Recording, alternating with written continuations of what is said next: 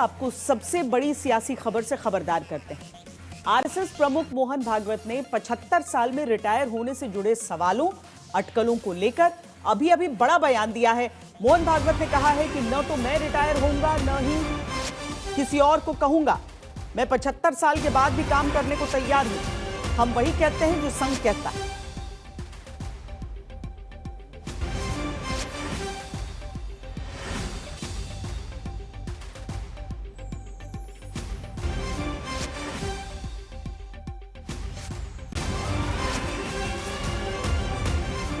संघ, we स्वयंसेवक्स, we are given a job, whether we want it or not. So, if I am 80 years old and Sangh will tell me, go run a shakha, I will have to go. I cannot say I have completed 75 years, I want to enjoy the retirement benefits. No, there is no benefit in Sangh. And even if I am 35, Sangha may say, you sit in the office. We do whatever Sangha tells us. We don't say, I will do this, I want that. No, that is not allowed. And we are not there for it because we don't want to accomplish anything. So whatever they say, I am Sar Sangha Chalak. But do you think I am the only one who can be Sar Sangha Chalaks? There are at least 10 people here. They are sitting in this hall. Any time they can take this mantle and carry on. But they are very busy and their contribution is valuable. They cannot be spared. I was the one who can be spared. So, this is not for retirement of anybody or myself. We are ready to retire any time in the life.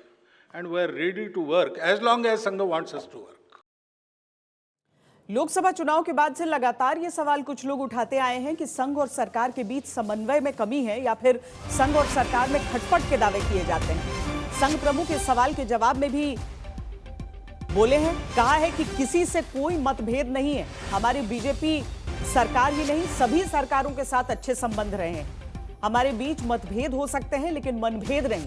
और जब सवाल BJP अध्यक्ष के चुनाव में होती देरी को लेकर हुआ तो हंसते हुए संघ प्रमुख ने कहा कि हमें नहीं चुनना, हमें चुनना होता तो इतनी देर नहीं होती।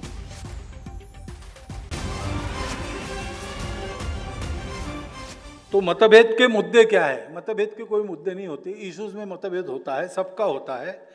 हमारे यहाँ मतभेद के विचार कुछ हो सकते हैं, मनभेद बिल्कुल नहीं है। और एक दूसरे पर विश्वास है कि जो प्रयत्न कर रहे हैं वो प्रामाणिकता से कर रहे हैं, निस्वार्थ बुद्धि से कर रहे हैं। क्षमता अपनी अपनी है, परिस्थिति अपनी अपनी है। अलग अलग चलेंगे तो भी अलग अलग जाना नहीं है, सबको एक जगह जाना है।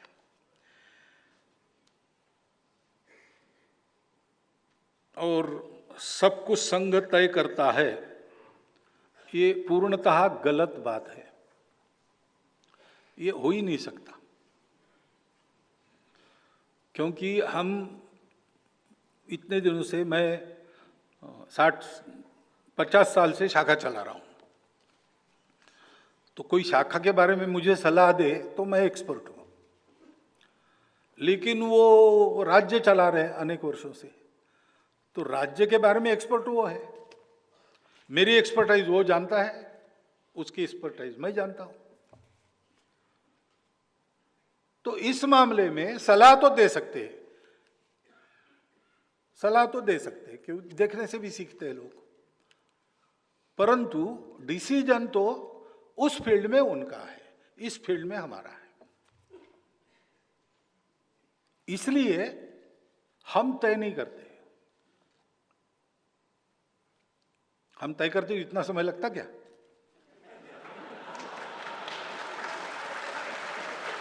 हम नहीं करते, हमको करना नहीं है। टेक योर टाइम, हमको कुछ कहना नहीं।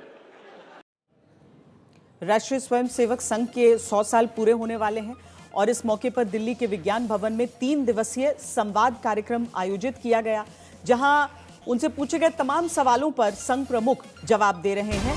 यहीं से तीसरी बड़ी खबर भी आई, जहां संघ प्रमुख ने कहा कि देश के हिसाब से कम 3 बच्चे होने चाहिए, 3 से ज्यादा बच्चे नहीं होने चाहिए।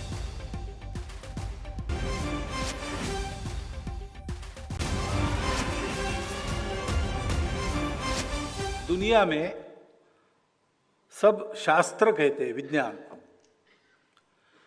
कि जन्म दर 3 से कम जिनका होता है वो धीरे धीरे लुप्त हो जाते हैं।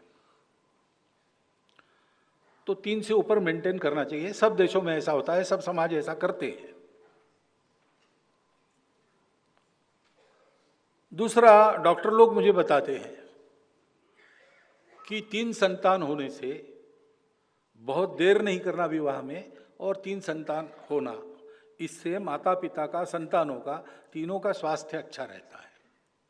फिर अपने देश की पॉलिसी है, पॉपुलेशन पॉलिसी, वो 2.1 रिकमेंड करती है।